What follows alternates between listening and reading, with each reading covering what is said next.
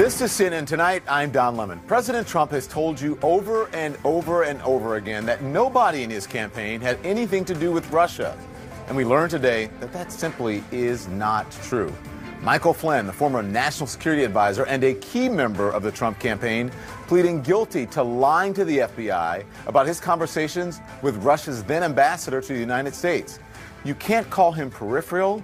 You can't call him a coffee boy. You can't even say he was only part of the administration for a short time, even though White House lawyer Ty Cobb said exactly that today, to no surprise, because Michael Flynn was right in the inner circle of the Trump campaign. There's absolutely no question about that. Donald Trump's own words prove it. Where is General Flynn? He's around here someplace. Incredible guy. How about General Flynn? We love General Flynn, right? Mike Flynn. And I want to thank General Flynn for being here. Great guy. Great man. General Flynn, who's here someplace. I love General Flynn. Michael Flynn, General Flynn, is a wonderful man. This is no witch hunt, as the president has repeatedly claimed. This is a search for the truth, following the facts wherever they lead, even into the president's own family. CNN learning tonight that Jared Kushner himself, the president's son-in-law, directed Flynn weeks before the inauguration to contact the Russian ambassador about a UN Security Council vote on Israeli settlements. That is according to sources familiar with the matter. Here's a timeline of Flynn's contacts with Russia. December 22nd, 2016. General Flynn asks Russian Ambassador Sergei Kislyak to postpone that Security Council vote. December 29th, President Obama announces new sanctions against Russia. And Flynn asks Kislyak not to retaliate. November 30th, Russian President Vladimir Putin says he won't retaliate against U.S. sanctions. January 20th, 2017, President Donald Trump is inaugurated. January 24th, Flynn lies to FBI investigators about his conversations with the Russian ambassador. January 26th, then Acting Attorney General Sally Yates warns the Trump White House that Flynn was lying about calls with Kislyak. January 30th, President Trump fires Yates after she refuses to defend his initial travel ban. February 13th, Flynn resigns after misleading Vice President Pence about his calls with Kislyak. Now Flynn's bombshell guilty plea has thrown the White House into turmoil, despite the president's efforts to make the investigation go away. Senator Mark Warner, the vice chairman of the Intelligence Committee, saying this today. You've got this repeated pattern of the President of the United States who's trying desperately to stop this investigation. Cost Jim Comey his job because he wouldn't stop the investigation. He intervened with senators. He intervened with other senior intelligence officials. I think the American people and a lot of us ask, why is he so desperate to have this investigation stopped? Congressman Adam Schiff, ranking member of the Intelligence Committee, has a blunt assessment. In your view, has the president lied about what communications his team had with Russia? Well, abundantly and frequently and in about just about every way. CNN has learned that Senate Intelligence Chairman Richard Burr suggested that Republican senators avoid commenting on the Michael Flynn news. The questions tonight: what was Michael Flynn trying to hide? Why did he lie? And what did the president know? And when did he know it? Let's get right now to CNN's chief political correspondent Dana Bash, chief national security correspondent Jim Sciutto, and justice correspondent Evan Perez. There's a lot to discuss this evening. A close source at the White House is saying that President Trump and his team are, quote, totally in a bubble, right? They should be treating this Michael Flynn guilty plea like a red alert. What are you learning about that? That's reporting from Jim Acosta. I have been hearing from people in and around the Trump orbit today and into tonight that the bubble has burst. Really? And that to the point where, or at least in the notion that the president is in a very foul mood. He is clearly very upset about this. That should not be surprising. And even separate from the White House, Don, down Pennsylvania Avenue, because even though it is late on Friday night, the United States Senate is still in session, and senators, obviously Republicans I'm talking about here, are on the Senate floor saying to each other and saying to themselves, how is this going to end? And most importantly, the question is as much about how the president is going to respond as it is how the special counsel is going to continue this, because that is one of the big concerns. Nobody ever expected the president to fire James Comey back at the end of January, showing that timeline. Of course, that led to special counsel Robert Mueller's appointment and led to where we are today. And although they're saying at the White House no one's even talking about firing Robert Mueller, you never know what's going to happen. But if I was a senator, I would be wondering, do I want to be on board with anything to do with this? I mean, because it's not knowing. We don't know where this is going to end up, right?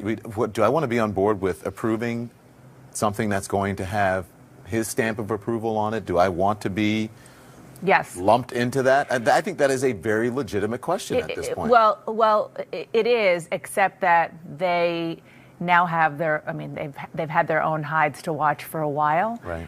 But even more so, the burning desire and desperation, really, to get things like tax reform done, which they're going to do at least the next stage in the Senate tonight, is even more critical, according to, I talked to one Republican senator tonight, because they even more so have to prove that they can get things done, even more so have to have a legislative accomplishment, given the political firestorm going on the Russia side of this.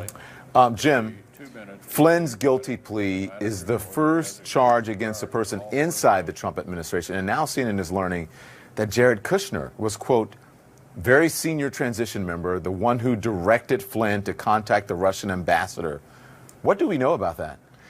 Listen, the White House has tried to portray Flynn in these conversations with the Russian ambassador during the transition. First, they tried to portray them as completely innocent conversations. You had Sean Spicer, when this was first revealed, saying they were exchanging holiday pleasantries. We know that's not true. Secondly, they've tried to portray this as something that he did on his own, kind of freelancing here. We know from the statement of offense that that's not true, because he was very clearly keeping members of that very small Trump transition team aware of his conversations, multiple conversations with someone who we now know as K.T. McFarland, a national security advisor to the Trump transition, while he was speaking to the Russian ambassador. And in addition to that, that he was getting directions on these conversations from a very senior, as it was described in the statement of defense, Trump transition official, which Dana, Gloria, and I reported earlier today was Jared Kushner, the president's son-in-law. So there were conversations with the Russian ambassador that Flynn was having that he lied about, and there were conversations that Flynn was having with the Trump transition team about those conversations with the Russian ambassador. So others knew that he was doing this, and that belies all what we've heard for months, and still we're hearing today that we didn't know. Whatever he did, he was lying about it. He lied to us. Vice President Pence said that he knew nothing about it. Those stories have all been blown up by what we see in this statement of offense, and that's a real problem going forward, because this was a small transition team. The president, we know, was a micromanager, was involved in many things. Does it stand to reason that the president had no knowledge of these conversations? And crucially, now that Flynn is cooperating with the special counsel, is he prepared to say that the president told him to have these conversations? Open question, we don't know, but a very reasonable question. And when people lie so much, you don't know what to believe, but usually what you end up believing is none of it. So Evan Perez, walk us through this. What did Flynn admit to exactly? Well, he admitted to really just one count of false statements, but really contained within that one count, Don, were 4 separate lies to the FBI about his conversations with the Russians. In addition to that, there is also, as part of that statement of offense that Jim is referring to, there's also a mention of his failure to file declarations of being a foreign agent for work he was doing on behalf of the government of Turkey. There were 3 multiple different filings that he made as part of that essentially were false. So really altogether, we're talking about up to 7 lies that are really contained in this one count plea that he made today, guilty plea that he made today. We have his statement that he issued right at the end of the hearing today. I'll read part of it, which says, my guilty plea and agreement to cooperate with the special counsel's office reflect the decision I made in the best interest of my family and our country, and I accept full responsibility for my actions. Don, we're looking at somebody who served the country for 33 years in the U.S. military, and he was looking at some really, really big legal bills here, and he decided that it was time for him to cooperate. Evan, I have another question for you because Jim just mentioned K.T. McFarland. You have new information about another administration official involved. K.T. McFarland, what do you know? Right. Well, just before all of this happened, we knew that K.T. McFarland, who was Flynn's deputy, she's a former Fox News contributor.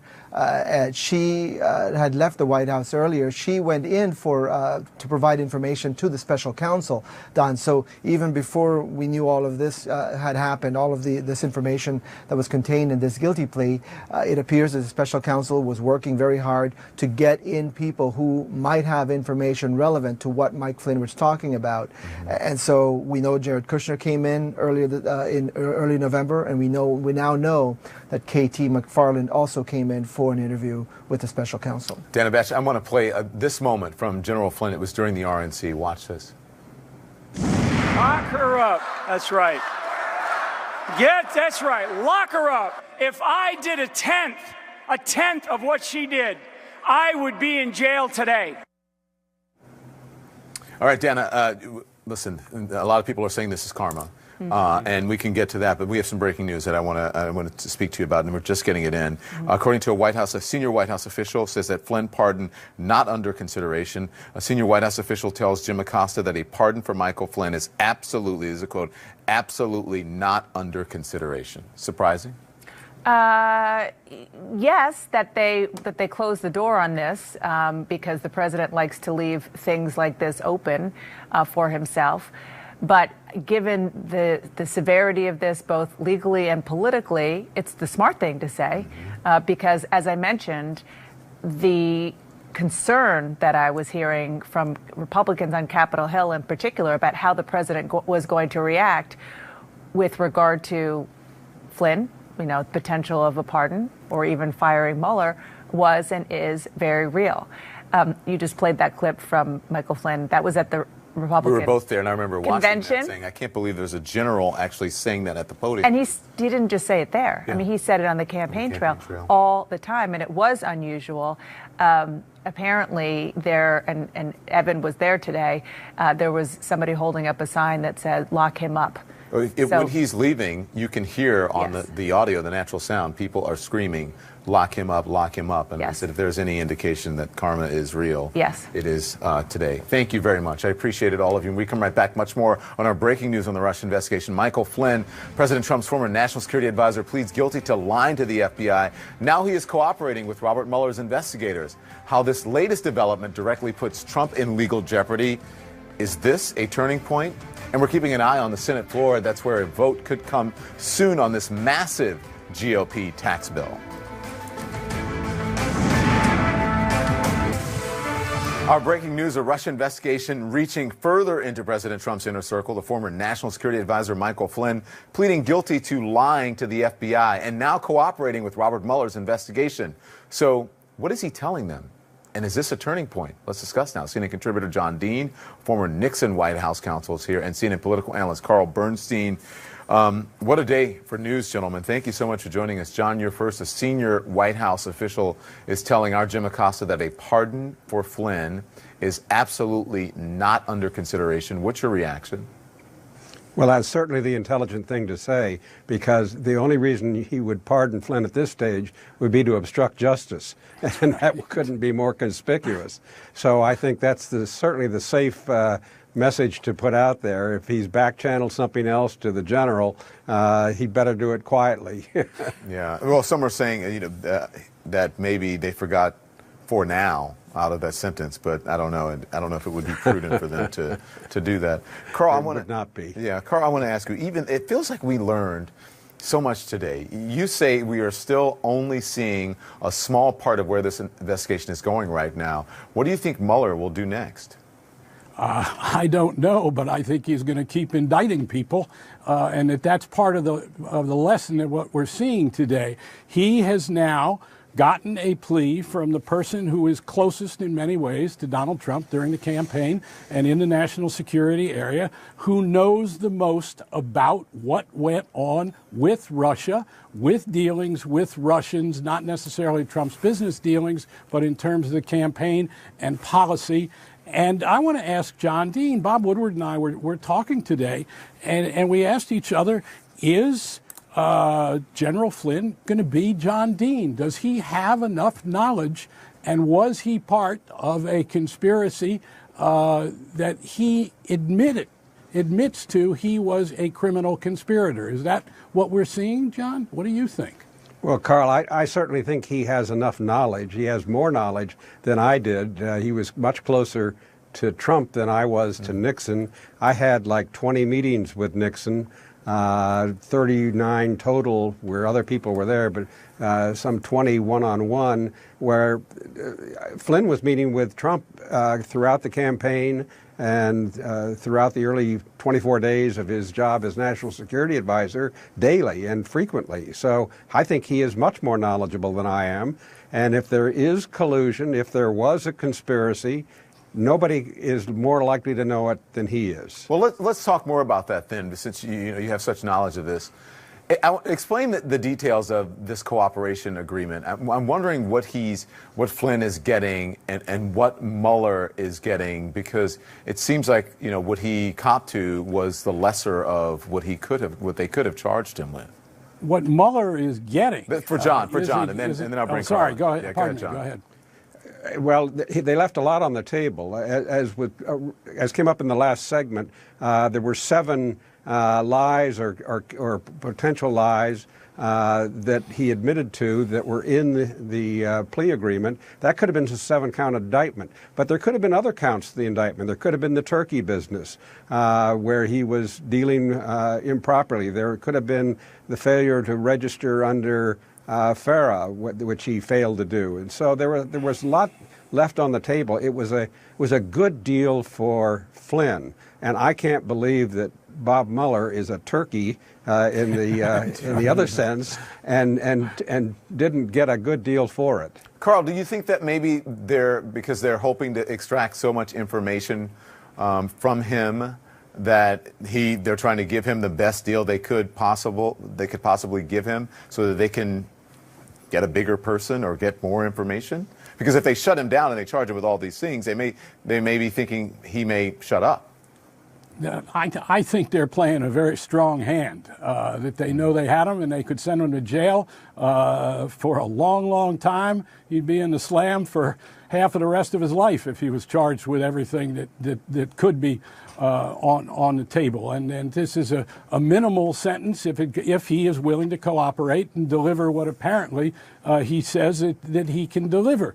Well, I'm very interested in another aspect of this, and that is the possibility that the Logan Act might be in play here. It seemed inconceivable to me for a while, the idea that it's illegal to aid a foreign power. It's never been invoked, really, in modern history. And at the same time, there's some signs pointing that way. And I started to think today about Nixon. And that Nixon, had we known at the time of Watergate what Nixon did to undermine the Paris peace negotiations, he would have, as a candidate for President of the United States, he would have been charged in those articles of impeachment with violating the Logan Act. I have very little doubt about that. And the idea here that what we're seeing are attempts by the candidate for President of the United States and his national security aides to undermine the foreign policy of the President of the United States and the existing government of the United States may really be in play here. I think it's a possibility. I've heard some wonder that, but most legal experts that I have seen quoted have said that they don't believe that the Logan Act does apply. We'll see that as it plays out. That's certainly a very good question. But just before I let you go, John, I want to ask you about this. This is a statement from the White House counsel, Ty Cobb, releasing this today, saying, today, Michael Flynn, a former national security advisor at the White House for 25 days, no, 25 days during the Trump administration, and a former Obama administration official entered a guilty plea to a single count of making a false statement to the FBI. Nothing about the guilty plea or the charge implicates anyone other than Mr. Flynn. Listen, I know you were taken aback by this statement, and explain. I know why, but explain to our audience. Well, it's certainly not candor, and it made me, frankly, pull out the model code of the ABA to look at where the limits are for lawyers and what they can say publicly about their clients, and this is right on the borderline. So it's a pretty close statement. Yeah, not to mention that the Obama administration warned the incoming Trump team about Michael Flynn and said that perhaps they should not be considering for him for any post at all. Thank you, gentlemen. I appreciate it. When we come back, former intelligence officials and a former federal prosecutor join me to weigh in on what Flynn's guilty plea means for the investigation. They're going to tell me where it all goes from here and who else could be in trouble. In June, fired FBI Director James Comey testified under oath that President Trump said to him, "I hope you can see your way clear to letting Flynn go." Knowing what we do now, how does that conversation work into Robert Mueller's investigation? Let's discuss. CNN counterterrorism analyst Phil Mudd, a former FBI senior intelligence advisor, joins us. CNN national security analyst Juliette Kayyem, who has been predicting today's news for a while now, and Robert Ray, a former Whitewater independent counsel and former federal prosecutor. Juliette, I do have to say, and by the way, good evening to all of you. You've predicted a lot of what has taken place, and you predicted that something big from Mueller, you said around Thanksgiving, and here we are. So what does this tell us about the investigation?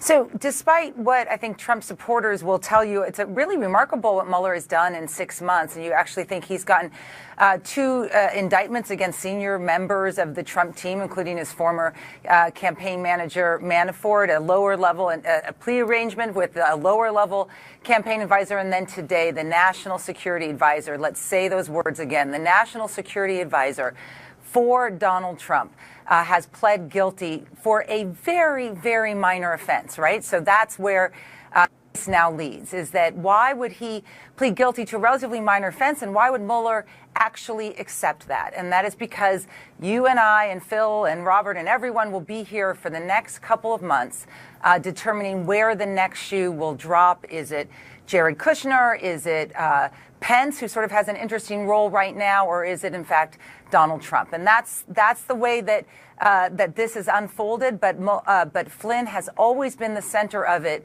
because he got fired, because he had so many liabilities against him, and because he really had no other pathway forward as a father, as a person in debt, and as a person who knows a lot. And Mueller basically is sort of saving him at this stage. So, Phil, given what Juliette just said, Flynn is cooperating.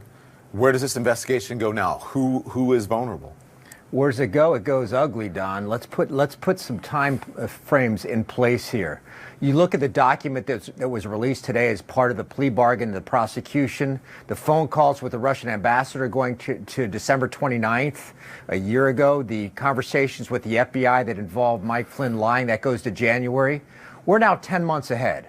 What do you think happened in those 10 months in terms of the FBI's acquisition of data to support Robert Mueller and to support the case against Mike Flynn? They acquired a ton of data. So as Juliette said, why did they decide then to drop the prosecution of Flynn? Let me cut to the chase. That's because Flynn said, I have a lot to offer. And then, less than a month ago, investigators go talk to Jared Kushner about Mike Flynn. Do you think they wanted to know about Mike Flynn? Or do you think they wanted to know about what Jared Kushner would say about what he told Mike Flynn? I think where this goes next is questions about whether White House officials are honest in their conversations with federal investigators about what they advised Mike Flynn to do. And the backdrop to this is that Flynn, in cooperating, has already given Mueller the information to put White House officials on the hook. This is fascinating, Don, and I expect to see more in the next month or two. Robert, you've been watching this all day. You've been listening to the analysis here, even some of the conversations that I've been having. What do you think? Well, the last bit, I mean, that's nothing in my judgment other than wild speculation about where this goes. Second thing is, I disagree with the first point. A federal felony plea to false statements is not a little deal. Try being on the receiving end of that. Whether he goes to jail ultimately or not is beside the point. You're talking about a former 3-star general, the former national security advisor, pleading guilty to a federal false statements charge in connection with a federal criminal investigation. So in and of itself, that's a big deal. And that's separate and apart from the fact that there's a special counsel investigation involved. But weren't there things in there that could have sent him to jail for a longer period of time? Well, there's some other things in there, but I think, for understandable reason, they would be things that you would exercise some prosecutorial discretion about. Charging somebody, for example, about failing to register as representing a foreign agent is technically a violation of the federal criminal law, but prosecution in that area is not one that really traditionally has been brought. That's the first thing. Second thing is making false statements on financial disclosure forms is a bit of a tricky prosecution to bring because people have innocent reasons as to why they don't capture everything that should be disclosed on a financial disclosure form. This one is different. This one is a false statements charge where the Justice Department from the outset knew exactly what Michael Flynn had been discussing with Kislyak because the conversations were recorded. I've got to get to the break, though, and I really need to do this because we only have 1 hour tonight. Sure. But I have to say, in my colleagues' defense, both of whom have predicted pretty much exactly what has happened now, and you said it's wild speculation, but both Juliet and Phil had said months ago, this is where we would be. There's no question that we were going to get here. I think any reasonable observer looking at things back as far as May understood that 2 people in this investigation had exposure, Paul Manafort and Michael Flynn. Now, whether anybody else has exposure, no one has really speculated about, and no one really knows for sure. All right, stick around, everybody. Stay with me. When we come back, I want you to weigh in on the president's attempts to shut down the Russia investigation. We're going to discuss who he pressured, when, and what it could mean. We're back now. From the very beginning, Donald Trump slammed the Russia investigation as a phony Democratic excuse for losing the election. But now that his former national security advisor is an admitted felon and the number of Trump's people with verified Russian contact growing, it looks increasingly difficult for the president to claim this is all a hoax. Back with me now, Phil Mudd, Juliet Kayyem, and Robert Ray. So let's talk more about this because there was some disagreement among you guys about where this would go next. Juliet, you say Jared Kushner, you believe. I think if you read the plea agreement today and the talk of senior transition officials, that leads to Jared Kushner, picking up on what Phil said, the fact that Jared Kushner was brought in last month. Look, you can try, as Robert was doing, you could try to put this into a little box and say, oh, it's just Michael Flynn, and ignore a year and a half of essentially lying by the Trump administration and the people around him about any contacts with Russians. Remember, this began with them saying there were no contacts with Russians. So take a step back and ask yourself, why have they consistently been lying? It is not because they're afraid of the Logan Act. Let me tell you, something else is going on. And we know something else is going on because Flynn has now pled to, maybe it's not an insignificant crime, but it's certainly not as bad as the other stuff we've heard about Flynn, and that another shoe, if not 2 or 3, will drop. And there are hints of it, more than hints of it, and you guys are reporting on it, that next shoe may be Jared Kushner. Phil? Let's be clear here. Let me lay a few facts on the table. I spent 4.5 years working for Robert Mueller. The man's a hammer. He decides not to bring a hammer against Michael Flynn, who is not peripheral here. He's a core in the investigation. Why does he not bring all the charges he could bring? I agree. It's not clear what those charges could be, but it certainly appears that they could have extended into various financial irregularities. And then we learn that Flynn flips. And finally, the last piece, Don, is that after Flynn flips, feds go to talk to Jared Kushner, and Jared Kushner's lawyer says it's not a general conversation, it's a conversation about Mike Flynn. Let me give you where this goes. Why are they talking to Jared Kushner about Michael Flynn? It's because they need more information to prosecute Flynn? No. They had that last January. It's because they want to see if Kushner is going to lie about what Flynn has already said happened in his conversations with Kushner. I think this is pretty clear. Mm-hmm. You want to respond, Robert? Good luck with that. Jared Kushner is well represented by Abby Lowell.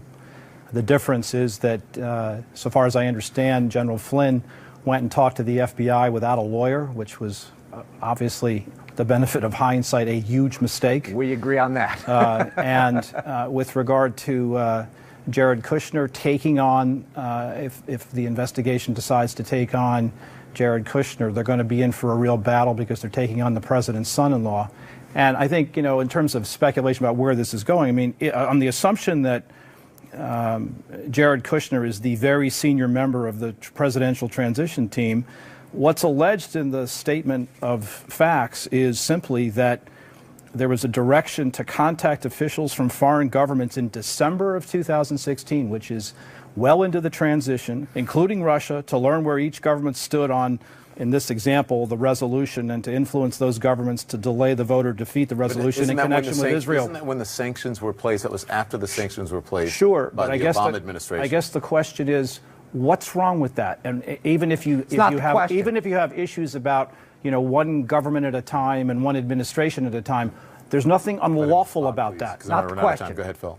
The question is whether he told the truth. I'll give Robert that. I have to say, I'm going to give Robert that. Right, that is exactly the point. Robert, we'll give you that, right? And in other words, it was a mistake of Jared to try to influence it while President Obama was still President Obama. Why are they always lying about it?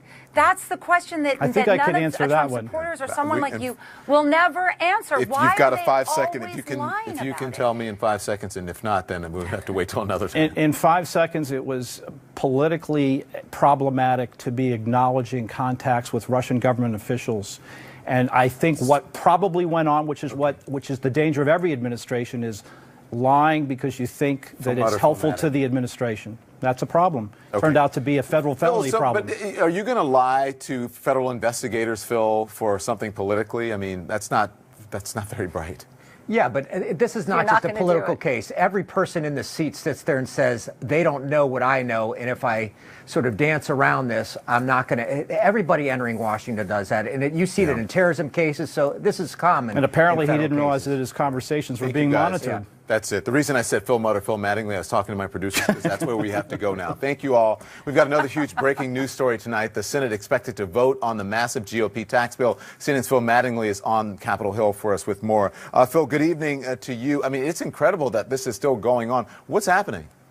Yeah, look, only a matter of time. That's what one GOP aide just told me as I walked over here from the Senate floor in terms of that they're actually going to get this done. But, Don, this has been a remarkable day. This morning, Republicans knew they had the votes to move this forward. About an hour and a half ago, they actually had a final bill. The idea that they are about to pass something that literally will affect every single individual, every single industry, every single company, and just a few hours ago got a hold of the bill itself is remarkable. However, it's worth noting that this also underscores what's been going on over the course of the last 2 months up here. The political imperative for Republicans to move forward on this, to have a legislative victory, to have a victory on a tax overhaul, has really overcome everything else that's going on. The big issue right now, as they move towards a final vote, should be probably around 1:30 or 2 a.m. at the current pace, is people are finding out what's inside the bill. People are starting to read the bill. Democrats are seizing on specific provisions. Earlier tonight, they talked about a specific carve-out for a conservative college. Now, Republicans have changed the language since that time to try and broaden out that carve-out. But, Don, the interesting element here is when you only have the bill for an hour and a half, 2 hours before you start voting on it, the odds are you're going to find a lot more of those issues in the days and weeks ahead. Still, Republicans are on track right now to pass in the U.S. Senate a tax overhaul, something that hasn't been done in 31 years. That is a huge step for them, something they will have to complete by reconciling two different versions from the House.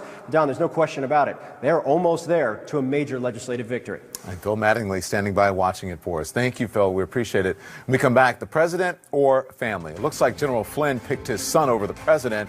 I'm going to ask Fareed Zakaria what he thinks about that. That's next.